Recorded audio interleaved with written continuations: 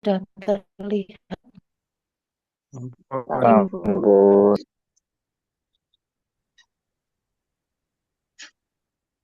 Ampun. Sudah slide sebelum ya. Ampun. Ampun. Bu. Ampun. Ya, baik Bapak Ibu, untuk malam ini kita akan coba diskusikan terkait dengan manajemen pelayanan keperawatan jiwa baik di klinik maupun di komunitas. Sebenarnya ini juga Bapak Ibu sudah melakukan gitu ya, bagaimana manajemen pelayanan keperawatan itu. Cuma nanti akan coba kita eh, apa ya, hubungkan gitu bagaimana kontinuitasnya di dalam manajemen di klinik maupun di komunitas. Ya, ini topik bahasannya nanti yang akan kita diskusikan adalah masalah kesehatan jiwa, kemudian target layanan dan manajemen pelayanan keperawatan jiwa profesional di klinik dan manajemen pelayanan keperawatan jiwa di komunitas.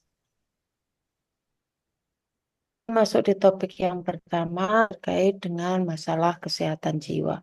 Bapak Ibu nanti kalau misalnya ada yang mau didiskusikan tidak perlu menunggu sampai selesai dalam pemaparan materi, nggih, langsung mawon eh, open mic dan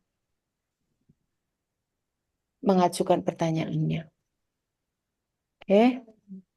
Ini gambaran masalah kesehatan jiwa di Indonesia bahwa memang pada kenyataannya sampai saat ini masalah kesehatan jiwa itu masih tinggi, kemudian layanan kesehatan jiwa juga belum merata, kemudian masih juga terdapat stigma gangguan jiwa, di mana dikatakan bahwa gangguan jiwa itu tidak akan sembuh dan seterusnya. Kemudian adanya keterbatasan di rumah sakit jiwa, baik itu dari sisi kapasitas maupun sumber daya, baik itu sumber daya manusia maupun sumber daya sarana dan prasarana. Kemudian masih juga kita rasakan belum maksimalnya, ambil sedikit saja sebagai contoh bahwa masalah kesehatan jiwa di kita itu untuk penderita skizofrenia berdasarkan Riskesdas 2018 itu 0,11%, kemudian depresi 6,1%. Ini hanya sedikit yang saya ambil ya, sebenarnya kalau mau melihat permasalahan yang lain lebih banyak nanti Bapak Ibu bisa cari. Di Riskesdas 2018 itu sudah ditampilkan. Kemudian kalau kita lihat dari sisi kekambuhan, jadi angka kekambuhan global itu masih di kisaran 50 sampai 92%.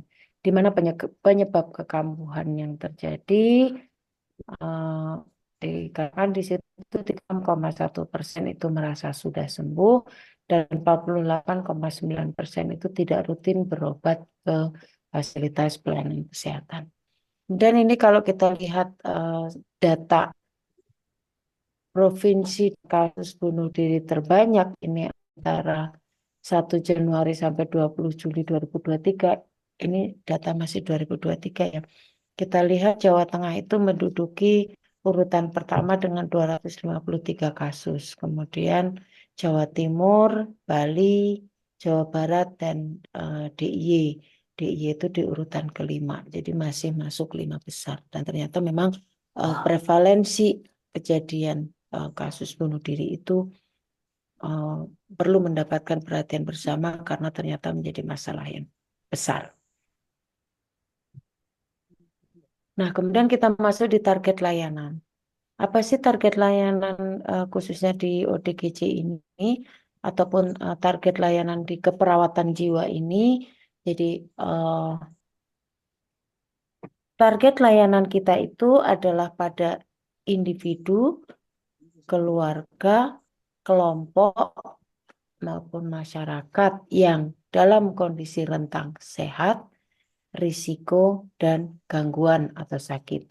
Ini sudah ada di Undang-Undang Nomor 17 Tahun 2023 bahwa Kan itu. target pelayanan kita itu adalah pada masyarakat ataupun individu yang sehat, yang risiko dan gangguan atau sakit.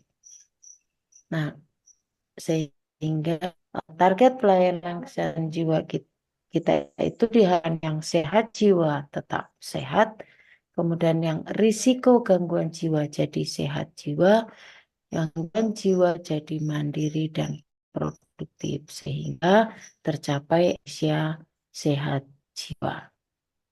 Ya, jadi konsepnya sehat, konsepnya sembuh untuk gangguan jiwa itu adalah mandiri dan produktif.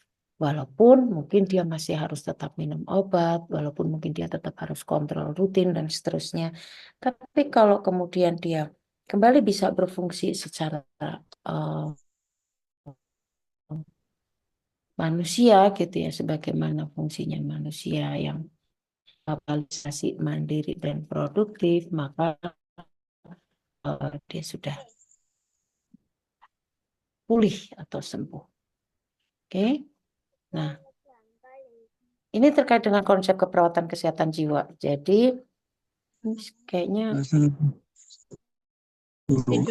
nanti prinsipnya keperawatan kesehatan jiwa itu adalah pelayanan keperawatan yang sifatnya komprehensif, holistik, terus-menerus dan paripurna, di mana fokus kita itu adalah masyarakat yang sehat jiwa, rentan stres maupun dalam masa komprehensif itu meliputi pencegahan primer, sekunder, dan tersier. Pencegahan primer itu pada masyarakat yang sehat, pencegahan sekunder itu pada masyarakat yang mengalami masalah psikososial, dan pencegahan tersier itu adalah pada pasien dengan gangguan jiwa pada proses pemulihan. Sedangkan pelayanan keperawatan yang holistik itu sifatnya meliputi aspek biopsikososio-kultural spiritual, dan pelayanan keperawatan yang paripurna itu adalah pelayanan yang jenjangnya itu lengkap, mulai dari yang spesialistik sampai ke integratif dan bersumber di masyarakat. Ini pelayanan yang paripurna, jadi fasilitas pelayanan kesehatannya juga berjenjang, kemudian memenuhi ataupun merawat klien individu, keluarga maupun masyarakat. Nah, ini adalah piramida atau level pelayanan. Di sini kita lihat bahwa level pelayanan itu mulai dari individu dan keluarga, kemudian sektor informal, kemudian puskesmas, kemudian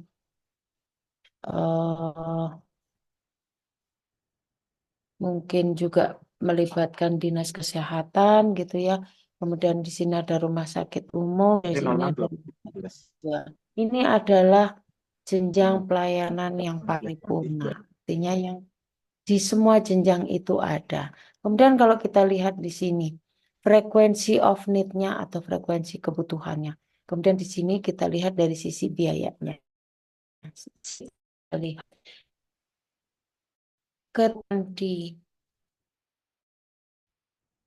layanan itu kita banyak berikan di lingkungan diri dan keluarga maupun di sektor-sektor community, ini kebutuhan yang dipenuhi itu semakin tinggi, tapi kalau dilihat dari cost-nya itu semakin rendah.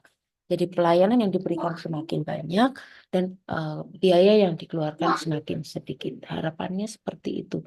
Dan itu memang kondisi kenyataannya ketika banyak bisa kita berikan layanan di masyarakat, memang kebutuhannya akan semakin banyak yang bisa didapatkan. Kemudian bagaimana untuk manajemennya? Untuk manajemen pelayanan di mental hospital ataupun di rumah sakit jiwa, kita kembangkan yang namanya MPKP jiwa atau PPM atau PNP. Kemudian kalau di rumah sakit umum kita kembangkan ada PICU dan CLP, nanti akan kita bahas di belakang. Kemudian kalau di level community ada namanya CMHN, di mana ada 3 level mulai dari basic, intermediate, dan advance. ini untuk perawatan di komunitas, keperawatan jiwa di komunitas. Kemudian masih di komunitas kita bisa kembangkan namanya Desa Siaga Sehat Jiwa atau DSSJ. Kemudian kita juga bisa kesehatan. Jadi kader itu tidak hanya sekedar balita ataupun posbindu gitu ya, tapi bisa juga kader kesehatan jiwa. Kemudian yang lain lagi yang bisa kita kembangkan adalah SHG atau Self Help Group atau kelompok swabantu dan ada UKS jiwa. Ini yang bisa kita kembangkan di sekolah-sekolah. Nah, selama ini kan masih UKS secara umum, kita bisa tambahkan UKS jiwa, di mana di situ kita bisa ajarkan berbagai hal untuk bagaimana meningkatkan ketahanan mental, bagaimana ketika dibully, bagaimana ketika melihat pembulian atau mungkin tawuran dia harus apa. Itu sebenarnya bisa dikembangkan, dilatihkan di UKS jiwa. Oke, kemudian kita masuk di manajemen pelayanan keperawatan jiwa profesional di klinik ataupun di rumah sakit. Kita bagi dua nanti di rumah sakit jiwa dan di rumah sakit umum. Di rumah sakit jiwa sebagai level tersier, level pelayanan yang tersier, seperti ketahui sebenarnya saat ini kebijakan nasional itu sudah mulai ini ya, sudah dari beberapa waktu yang lalu sudah mulai ditetapkan kebijakan nasional bahwa pergeseran pelayanan itu dari rumah sakit ke komunitas. Memang lebih banyak kita fokuskan bukan lebih banyak ya, tapi kita lebih banyak melibatkan keterlibatan dari komunitas, keterlibatan dari masyarakat. Bahkan ini di Undang-Undang Nomor 17 tahun 2023 juga disampaikan di sana bahwa pelayanan itu kita lebih banyak fokuskan di komunitas. Tetapi memang tidak menutup kemungkinan bahwa unit rawat jiwa, rawat inap jiwa itu masih tetap diperlukan saat ini. Sehingga perlu dikembangkan karena memang masih dalam upaya untuk menanggapi kebutuhan masyarakat. Kebutuhan yang seperti apa? Karena memang pada kenyataannya kebutuhan perawatan itu masih lanjut karena jumlah gangguan jiwanya juga terus mengalami peningkatan dan selain dari sisi jumlah peningkatan jiwanya juga mengalami peningkatan, sebenarnya awareness-nya masyarakat terkait dengan kesehatan mental itu sebenarnya sudah mulai membaik sehingga upaya-upaya rawat inap pun masih perlu ditangkan karena angka kekambuhan juga masih tinggi. Di sini rumah sakit itu adalah sebagai institusi pelayanan kesehatan yang mempunyai tugas di dalam menyelenggarakan pelayanan kesehatan bagi masyarakat dalam upaya untuk mewujudkan derajat kesehatan masyarakat yang setinggi-tingginya. Nah, pelayanan keperawatan itu sendiri sebagai salah satu bentuk pelayanan profesional yang merupakan bagian integral dari sistem pelayanan kesehatan secara keseluruhan. Pelayanan keperawatan juga merupakan pelayanan utama dari rumah sakit karena pelayanan keperawatan diberikan selama 24 jam penuh kepada pasien secara terus-menerus. Perawatlah yang mendampingi walaupun terdiri dari 3 shift gitu ya, tidak terus-terusan satu orang 24 jam. Tapi secara profesi perawatlah yang mendampingi selama 24 jam pada pasien. Sehingga dikatakan sebagai pelayanan utama. Memang dilihat dari sisi jumlah juga kita paling banyak. Tanpa mengecilkan keterlibatan dari pelayanan yang lain. Ini hanya dari sisi pendampingannya itu 4 jam mendampingi pasien. Ya. Sehingga kita katakan pelayanan keperawatan profesional itu apabila dilaksanakan oleh perawat profesional.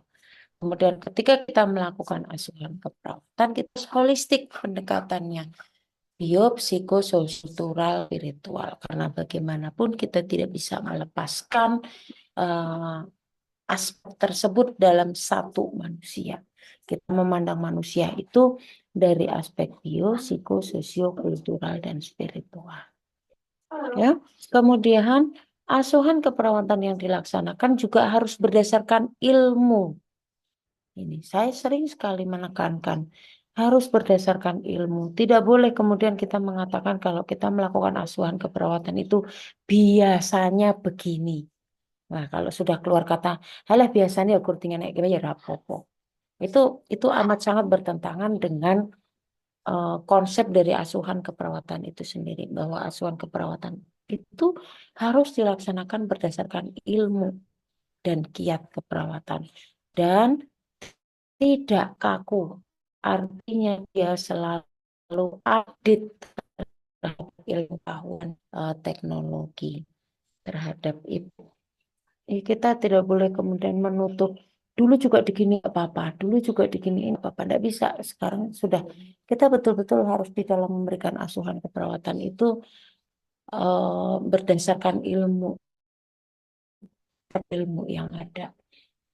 Sehingga salah satu model yang dikembangkan di dalam pemberian pelayanan keperawatan ini dalam melaksanakan asuhan keperawatan ini adalah model praktek keperawatan profesional atau MPKP. Ini adalah salah satu manajemen model yang dikembangkan. Seperti apa? Nanti kita lihat. Manajemen pelayanan profesional itu sendiri, kalau dari sisi manajemen, itu adalah suatu proses di dalam menyelesaikan pekerjaan melalui orang lain.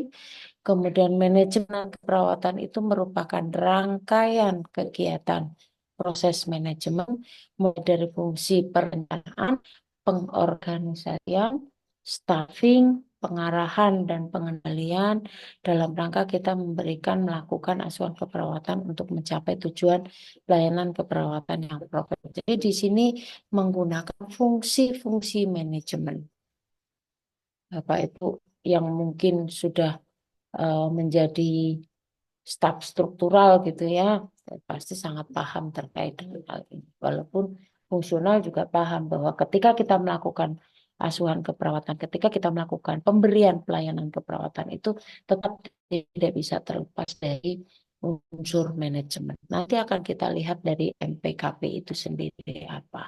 Bahwa MPKP itu merupakan suatu sistem, yaitu struktur proses dan nilai-nilai profesional yang memungkinkan perawat profesional mengatur pemberian asuhan keperawatannya termasuk lingkungan yang diperlukan di dalam proses pemberian asuhan keperawatan. Sehingga di sini makanya disebut model karena kan memang dia ini sistem, jadi nggak bisa berdiri sendiri. Jadi kita harus benar-benar menyatukan antara struktur, proses, nilai.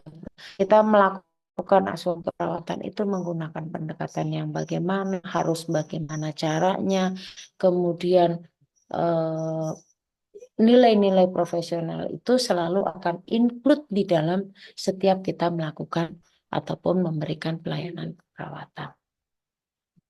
Ini kategori MPKP. Jadi MPKP itu terdiri dari 3.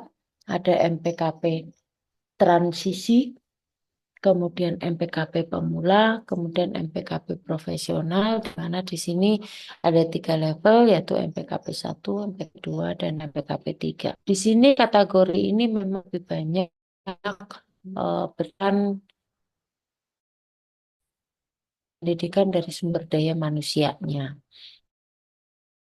MPKP itu masih praktek. Untuk saat ini sudah tidak ada ya, karena rata-rata minimal sudah lulusan D3. Kemudian MPKP pemula itu masih banyak D3-nya. Kemudian kalau MPKP 1 itu eh, kepala ruangnya sudah S1 dan anggota yang lain sudah banyak S1-nya. Kemudian kalau MPKP 2 itu sudah ada spesialis dan MPKP 3 itu sudah ada doktor. Bapak Ibu nanti bisa lihat, bisa buka di buku MPKP.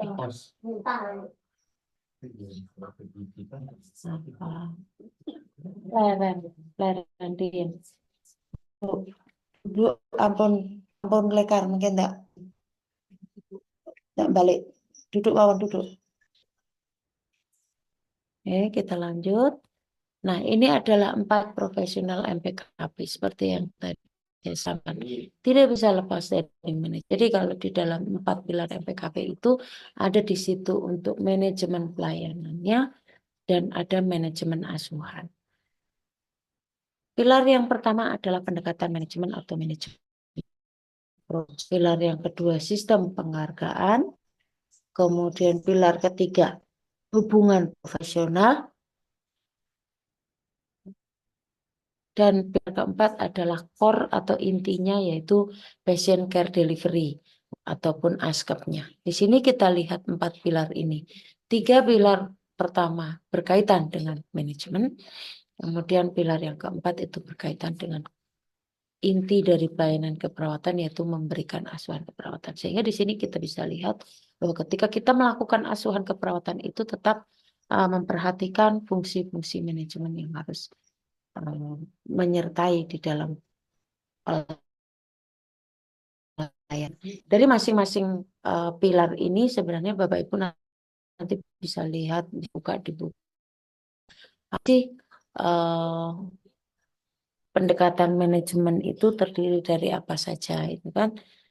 Di situ semuanya mengatur dari proses perencanaannya, kemudian staffingnya, pengendaliannya, dan seterusnya itu semuanya ada. Oke, itu di rumah sakit. Nah, ini target keperawatan kita, target capaiannya dalam praktek keperawatan jiwa itu.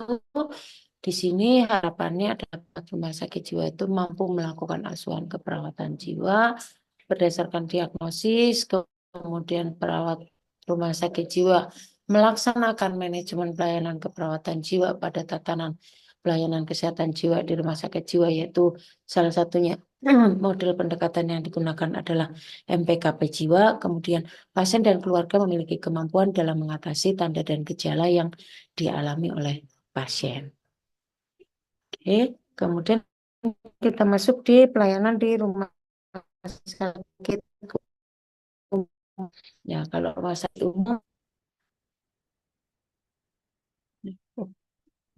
umum, Bapak Ibu yang di rumah sakit umum barangkali bisa melihat bahwa di rumah sakit umum Bapak Ibu sudah dikembangkan layanan eh, kesehatan jiwa gitu ya, baik itu rawat jalan maupun rawat inap. Jadi kalau terkait dengan rawat inapnya, mungkin ada rumah sakit umum itu yang membuka perawatan intensif atau akut psikiatri. Jadi menerima layanan rawat inap selain rawat jalan di sini. Kemudian bisa juga dikembangkan pada ruangan ataupun unit pelayanan dengan merawat pasien dengan sakit fisik, maka kesehatan jiwanya juga. Di sini, di dalam pengembangan pelayanan kesehatan jiwa pada pasien dengan sakit fisik ini, selain kita berikan asuhan keperawatan fisiknya, kita juga berikan asuhan keperawatan psikososialnya.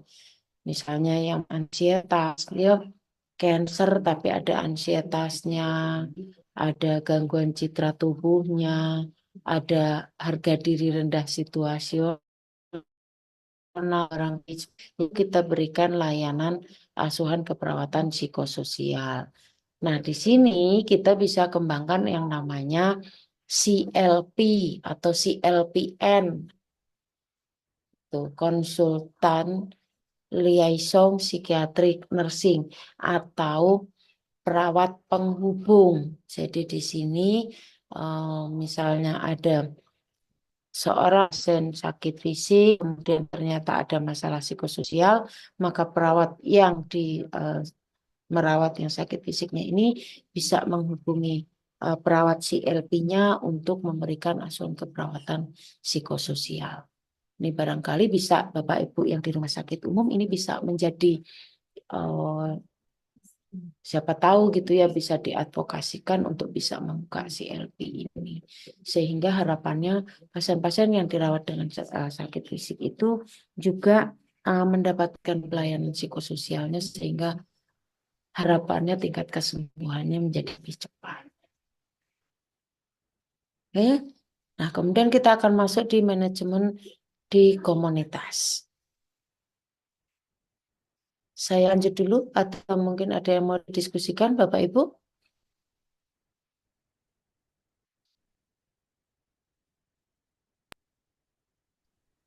Lanjut mawon Bu. Siap, baik. Kita lanjutkan dulu untuk bagaimana manajemen pelayanan keperawatan jiwa di komunitas. Tadi saya sudah singgung, nanti akan saya sampaikan. Jadi CMHN atau Community Mental Health Nursing atau keperawatan kesehatan jiwa di komunitas itu adalah upaya yang digunakan untuk membantu masyarakat dalam penyelesaian masalah-masalah kesehatan jiwa akibat konflik atau bencana. Jadi eh, mungkin sedikit saya ceritakan awal mula terbentuknya CMHN ini. Jadi pertama kali CMHN ini dikembangkan di Indonesia itu adalah pada saat terjadi tsunami di Aceh. Itu pertama kali dikembangkan di Indonesia. Kalau di luar negeri sebenarnya sudah lama.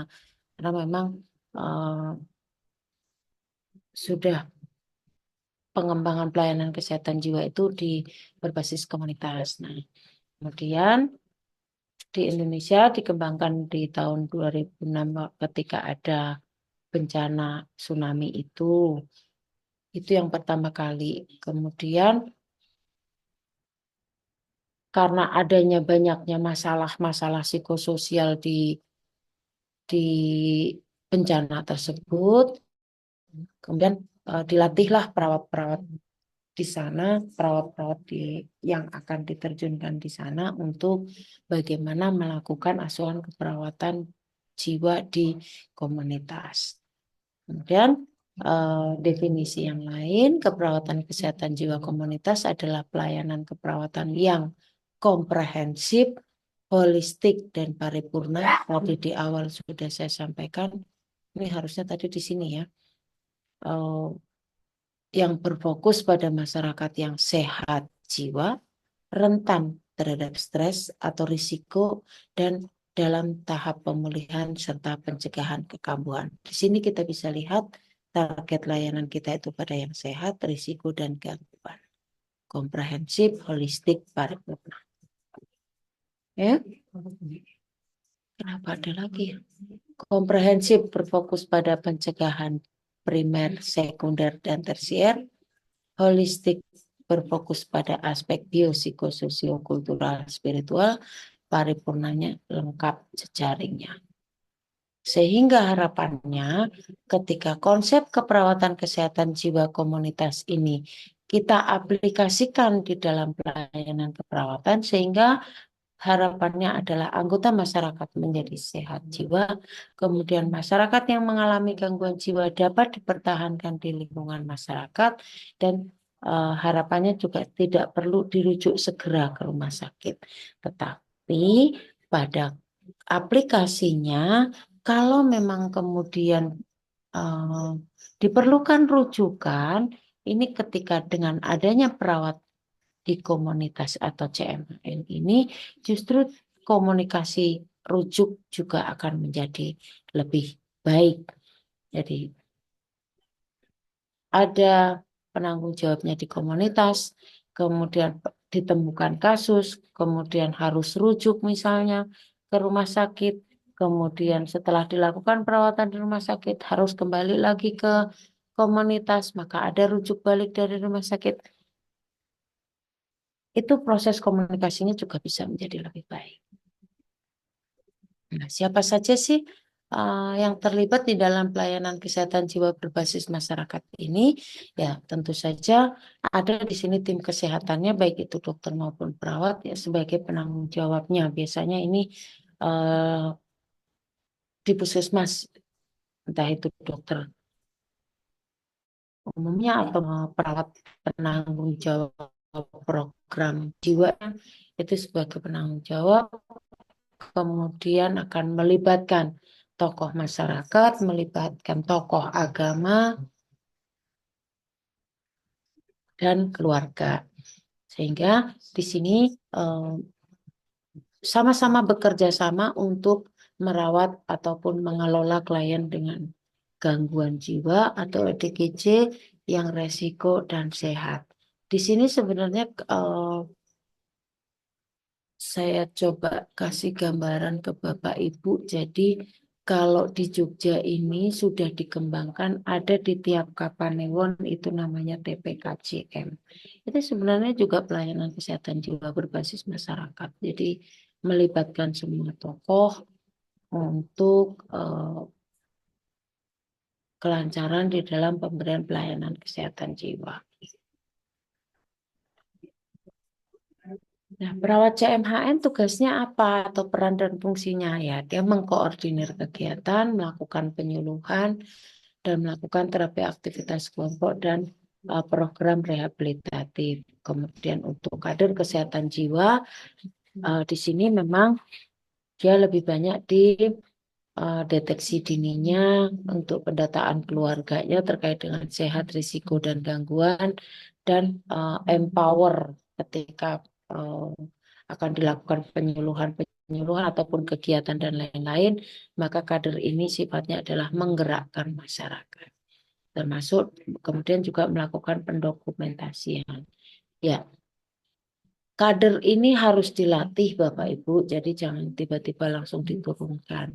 Harus dilatih. Jadi nanti ketika kita membentuk misalnya desa siaga sehat jiwa, maka termasuk juga di situ kadernya siapa yang bisa diajak. Kemudian kita latihlah kader-kader ini untuk melakukan hal ini. Oke. Kita lihat untuk di pelayanan komprehensif, pencegahan primer itu pada masyarakat yang sehat, tujuannya mencegah terjadinya gangguan jiwa, kemudian pencegahan sekunder itu adalah kegiatan deteksi dini, kemudian tersier itu pada gangguan untuk peningkatan fungsi dan sosialisasi. Aktivitasnya apa kita akan lihat di sini. Pencegahan primer targetnya pada masyarakat yang sehat sesuai kelompok umur, atasnya lebih banyak di program-program edukasi maupun program-program pendidikan kesehatan, termasuk pencegahan nafsa, pencegahan bunuh diri, kemudian berbagai kegiatan terkait dengan edukasi kesehatan dan seterusnya. Oke, kemudian yang berikutnya adalah pencegahan sekunder, targetnya adalah pada masyarakat yang berisiko. Aktivitasnya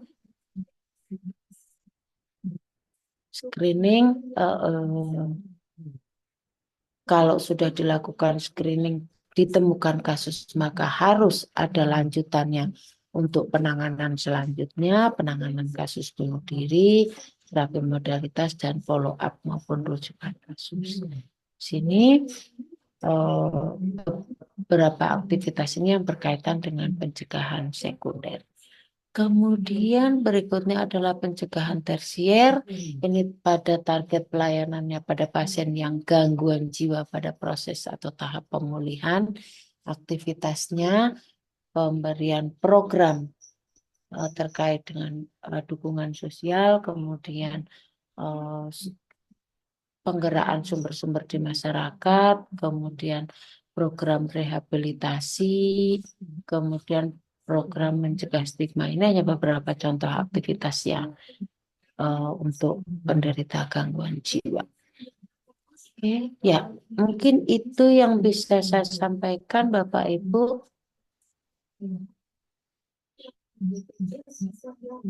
Monggo barangkali ada yang mau didiskusikan, kami persilakan.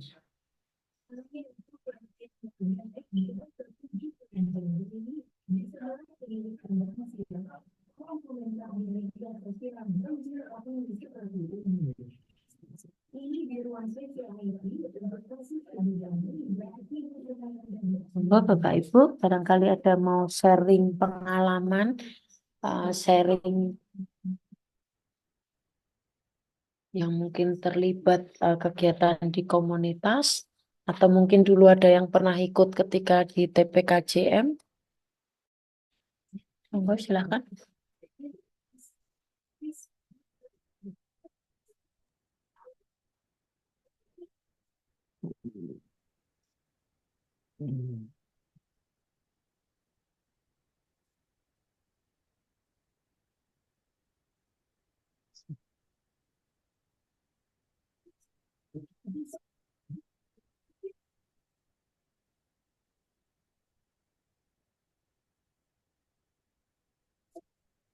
Monggo Bapak Ibu, menapa sampun cekap? Saya nderek.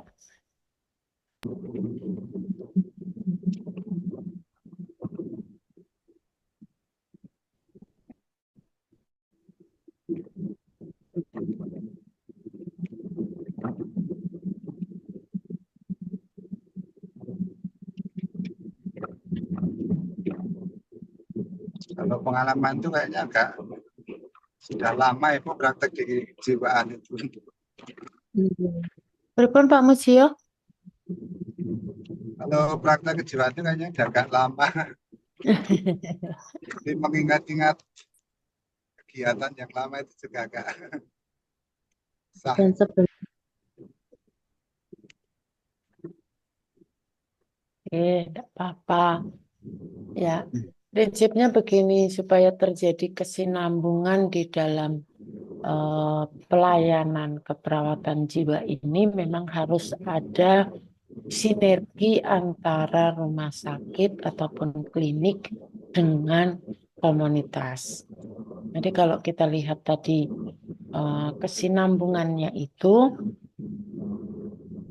jadi awalnya memang eh, CMHN itu dikembangkan di 2000, tsunami itu 2000 berapa? 2004 ya. Itu kemudian setelah itu di klinik juga dikembangkan model MPKP ini. Jadi itu sebenarnya untuk menjawab supaya terjadi kesinambungan di dalam pelayanan keperawatan. Jadi kalau Bapak Ibu nanti di komunitas, eh, ketika kita memberikan pelayanan kesehatan jiwa di komunitas, itu memang akan jauh lebih komprehensif karena pasien kita itu mungkin yang sehat, yang resiko, yang gangguan ada semua gitu. Beda kalau yang di rumah sakit jiwa, barangkali kita langsung ketemu sama yang gangguan kalau dirawat inapnya. Kalau dirawat jalan mungkin ya akan ketemu yang resiko maupun yang gangguan gitu. Tapi jarang kita akan ketemu yang sehat gitu kalau di rumah sakit. Tapi kalau di komunitas itu akan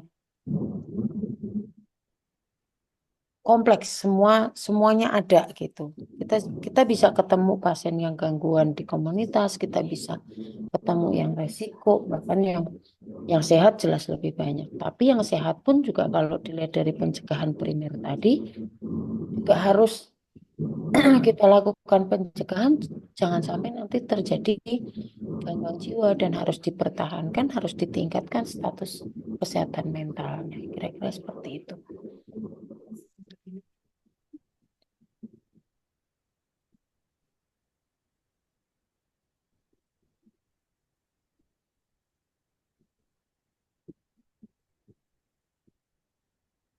Mbak, barangkali Bapak Ibu ada pengalaman gitu.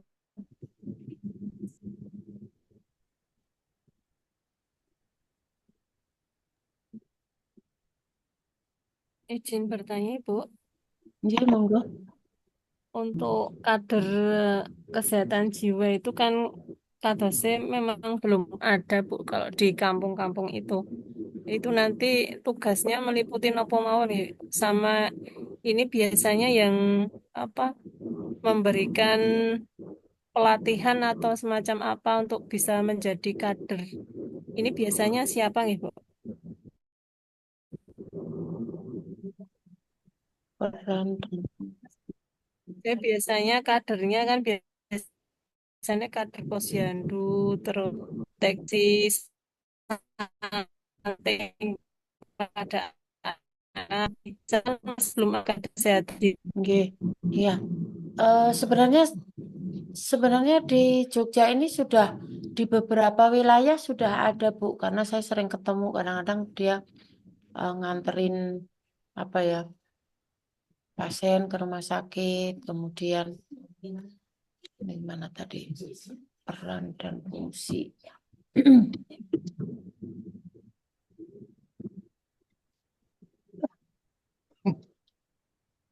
Jadi tugas kader itu melakukan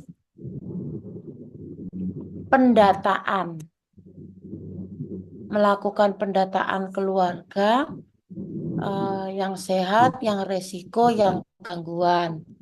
Tuh, jadi diajarin. Kemudian tugas kader yang lain adalah menggerakkan masyarakat ketika akan dilakukan penyuluhan-penyuluhan kesehatan, baik itu sifatnya untuk keluarga yang sehat, yang resiko maupun yang gangguan. Nah, mungkin memang belum banyak, tapi setahu saya kalau di DIY ini sudah di beberapa wilayah sudah punya itu kader kesehatan jiwa ini. Kemudian siapa yang melatih? Ya, yang melatih nanti dari biasanya sih nanti dari puskesmas yang akan menjadi penanggung jawabnya gitu sebagai nanti ya penggeraknya, biasanya programmer jiwanya itu yang kemudian bertugas. Nah, kalau saya dulu waktu praktek membentuk Desa Siaga Sehat Jiwa itu, kemudian juga termasuk membentuk kadernya, kemudian dari kader dari beberapa wilayah itu kita yang melatih. Apa sih yang dilakukan ketika melakukan pendataan? Pertama kali masuk ke keluarga itu seperti apa? Bagaimana caranya? Kan nggak mungkin kemudian tiba-tiba begitu masuk nanyain ada yang gangguan tidak, misalnya seperti itu. Nah, itu cara-cara ketika melakukan training, melakukan pendataan itu kita ajarkan. Kemudian ya biasanya sih yang bertanggung jawab di komunitas, perawat komunitas itu biasanya memang dari puskesmas paling banyaknya. Dan itu di beberapa wilayah sudah ada kok, Pan ya. Kemudian itu ada. Kemudian di daerah Bantul itu juga udah lumayan banyak, udah lumayan di beberapa wilayah ada.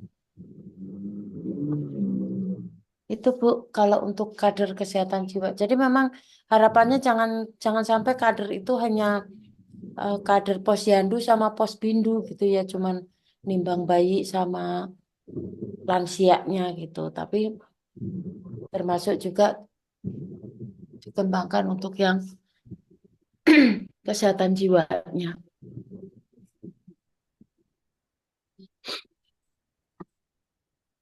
Matur nuwun Bu, informasinya. Nggih. Waktu kapan itu ya kita melakukan di Gracia itu kita ada pendidikan perawatan program pendidikan keluarga PPK. Jadi di sini termasuk juga dia keluarga-keluarga sebagai caregiver ODGJ. Kemudian ada juga yang memang dia seorang kader yang dia mengelola beberapa ODGJ, itu juga kita libatkan. Jadi termasuk sebenarnya rumah sakit juga punya kewajiban terkait dengan kesehatan jiwa di masyarakat. Kan kalau di rumah sakit jiwa kita punya instalasi PKRS, promosi kesehatan dan kesehatan jiwa masyarakat. Nah itu juga termasuk mempunyai salah satunya juga mendidik untuk menjadi kader kesehatan jiwa ataupun bekerja sama dengan puskesmas untuk pengembangan pelayanan keperawatan jiwa di komunitas. Begitu, Bu. Ih, Bu. Oke. Ada Ya, lagi? mungkin izin menambahkan Ibu, Ye, monggo, Bu. eh, kebetulan di tempat kami itu juga sudah melakukan untuk kader kesehatan jiwa Ibu, ada di wilayah kami Ibu. Ye. Jadi tempat kami beberapa tapi baru beberapa bulan terakhir memang di bawah pembinaan dari Puskesmas Gamping 1, kader-kader di tempat kami memang dilatih untuk menjadi kader kesehatan jiwa, yang dimana pada awal terbentuknya itu sebagai kader kami juga diadakan tes HRV itu Bu, untuk jiwa kader waktu itu. Kemudian kami dibimbing juga BIMTEK mungkin itu ya Bu, di kelurahan untuk diberikan bimbingan terkait tentang pelaksanaan menjadi kader kesehatan jiwa, di mana tugas-tugas kami salah satunya adalah memberikan screening Bu. Pertama screening pada warga di sekitar kami yang menjadi wilayah kerja dari kader di Posbindu Posyandu kami untuk melakukan screening terhadap kesehatan jiwa di komunitas itu. Mungkin itu salah satu contoh di tempat kami yang sudah terlaksana untuk saat ini. Ye, terima kasih. Makatan Bu. Ye, terima kasih Bu Retnaning sharingnya. Ya, ini artinya memang sudah ada gitu ya di wilayah DIY ini, cuma mungkin memang belum semua wilayah ada. Ya, betul sekali tadi yang Bu Retnaning sampaikan. Tadi saya bilang pendataan sebenarnya hampir sama dengan screening. Cuman selain screening, pendataan itu juga wajib. Jadi di dalam keluarga itu kita data, misalnya kita datang di satu keluarga, di keluarga itu ada 5 orang isinya gitu. Bagaimana status kesehatannya? Ada yang sakit hipertensi, ada yang tidak sakit, sehat semuanya gitu ya. Kemudian dari sisi kesehatan mentalnya juga tadi dilakukan screening tadi, misalnya dengan menggunakan screening yang sederhana, SRQ atau screening yang lain, itu kemudian kita gunakan untuk menilai status mental ataupun kesehatan mental dari keluarga tersebut. Kira-kira seperti itu. Ya, itu luar biasa Bu Retnaning. Barangkali Ibu sudah tambah ilmu tentang keperawatan komunitas, ini bisa dikuatkan untuk tugas kader ini ya, karena akhirnya kan banyak juga nanti kerjaannya Bu, ya. memang banyak apalagi sekarang modelnya pakai ILP itu ya Bu. Jadi apa Oke.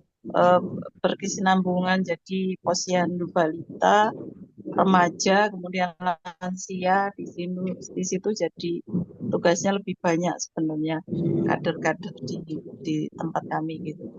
Iya, pasti itu luar biasa Bu. Yang cuman bayi sama posbindu aja saya lumayan,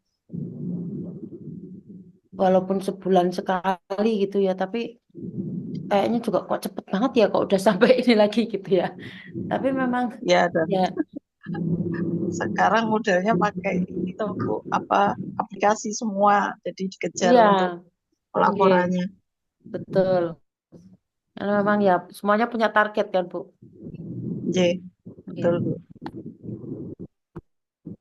Tapi sebenarnya kalau jalan itu anu ya, Bu, apa menurut saya nanti seperti yang tadi saya sampaikan, proses komunikasi kita itu akan menjadi lebih baik.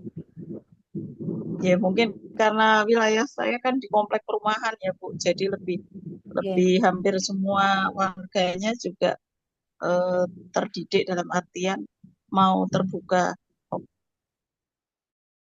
open ini status kalau ada masalah gitu, jadi lebih mudah dibandingkan dengan mungkin kalau di yang ini ya. Tapi kalau saya kebetulan karena di perumahan Ibu jadi agak lebih terbantu gitu. Ya, bisa. Semangat Bu, pertahankan Bu.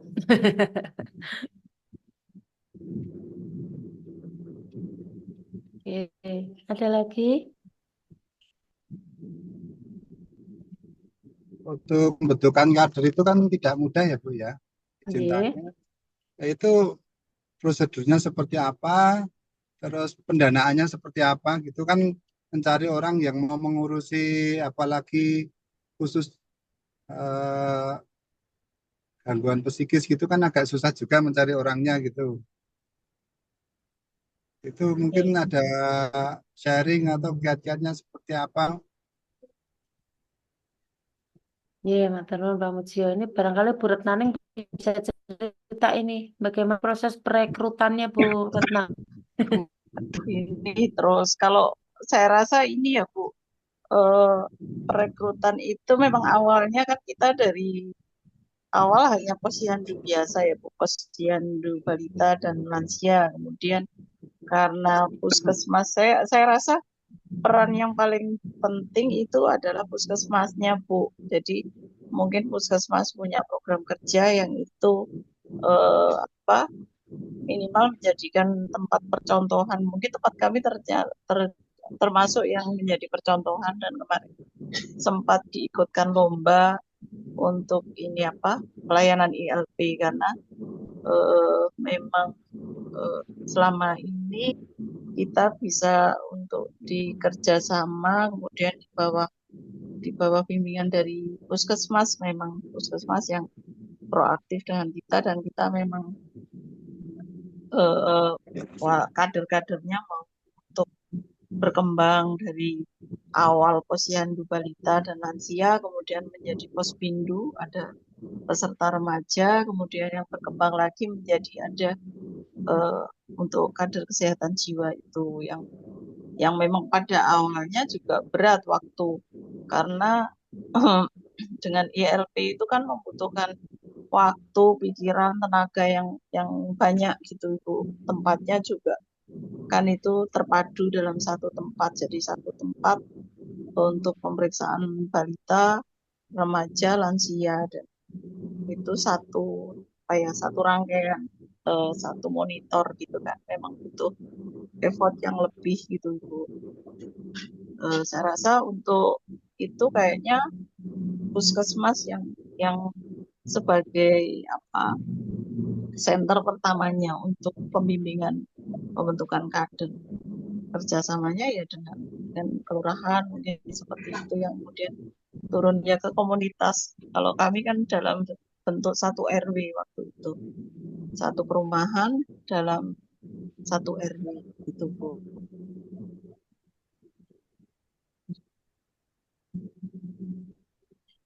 Nggih, matur nuwun Bu Retnaning. Pak Mujio bisa ditangkap nggih dari yang disampaikan Bu Retnaning. Ya, jadi ya tetap yang utama dari puskesmasnya gitu. Karena untuk pendanaan juga nanti kalau dibelanjakan warga juga nggak memungkinkan gitu ya Bu ya. Nggih, Pak, karena kan ini juga puskesmas itu sebagai penanggung jawab wilayah terkait dengan kesehatan kan jadinya ya memang senternya itu dari puskesmas, tapi memang kita juga bisa melibatkan misalnya dinas kesehatan. Seperti kalau saat tadi saya cerita untuk yang di TPKJM, itu kan TPKJM itu eh, Dinas Kesehatan memerintahkan di setiap Kapanewon itu mempunyai TPKJM. TPKJM itu juga terdiri dari eh, puskesmas, dokter dan perawatnya, penanggung jawab programnya, kemudian ada tokoh masyarakat, ada tokoh agama,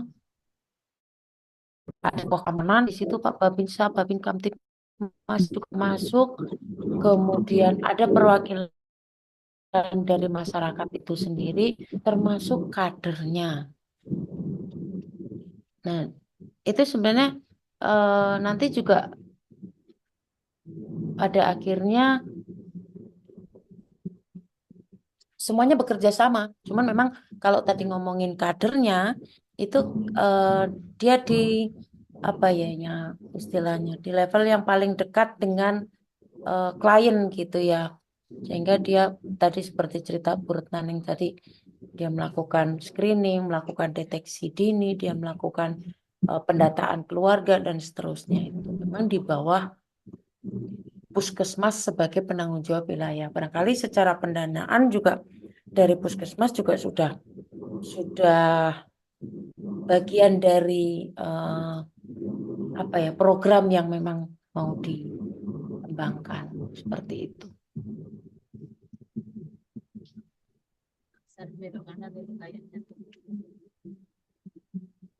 Ada lagi?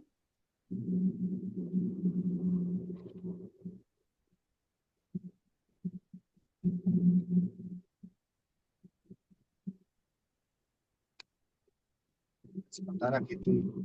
Terima kasih. Iya. Enggak ada lagi yang lain?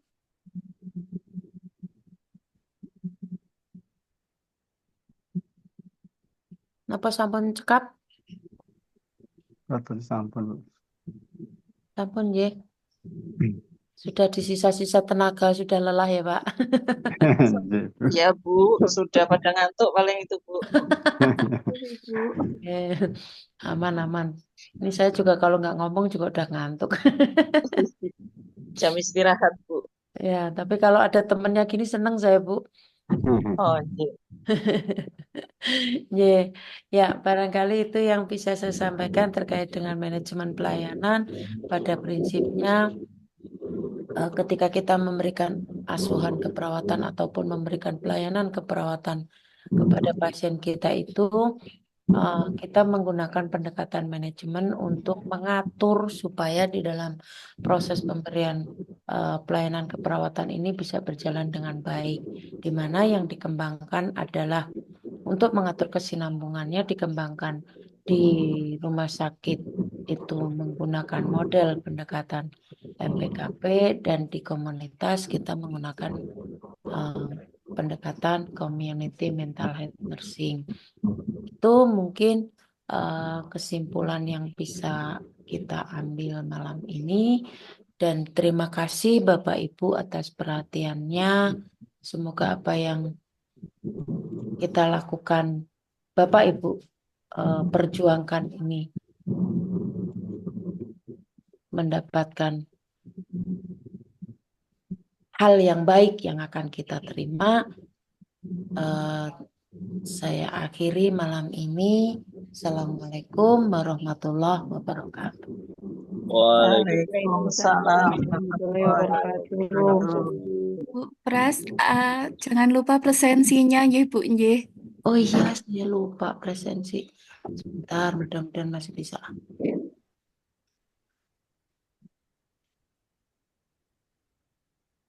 Simpet. Presensi kuliah.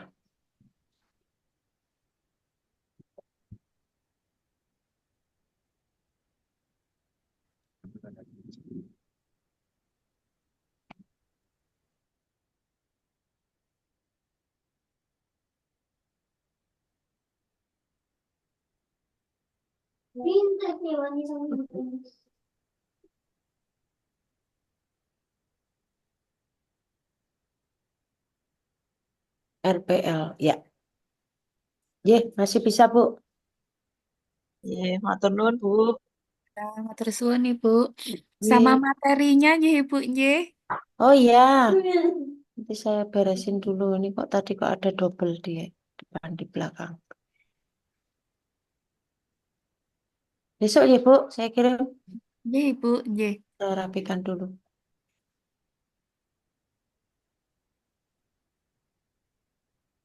Ya, saya izin live ya, Bu. Monggo Ibu. Nggih, Bu, matur Nuwun, nuwun Bu. Mas. Oke.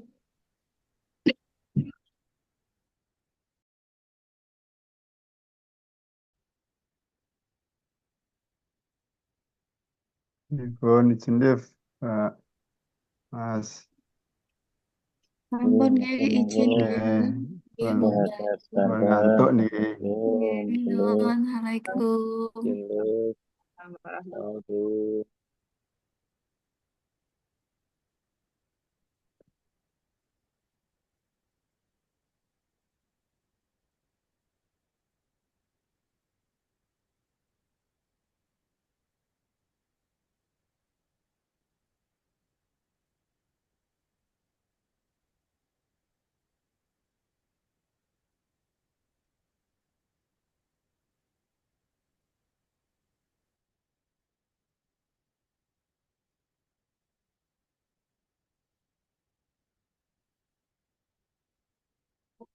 Oke.